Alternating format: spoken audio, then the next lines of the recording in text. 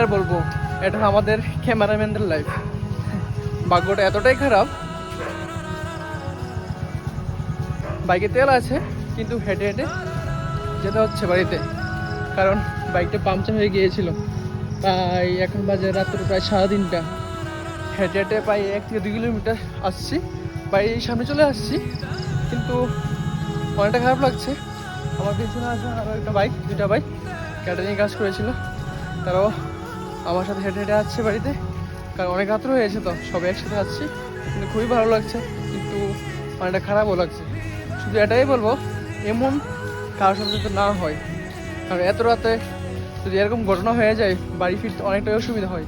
আর কার কার সাথে এমন হয়েছে আমাকে কমেন্টে বলবে। আমার সাথে হয়েছে, এটা আমি বললামই তোমাদের কাছে। আর কার কার সাথে এমন হয়েছে এটা অবশ্যই আমাকে বলবে। টাটা।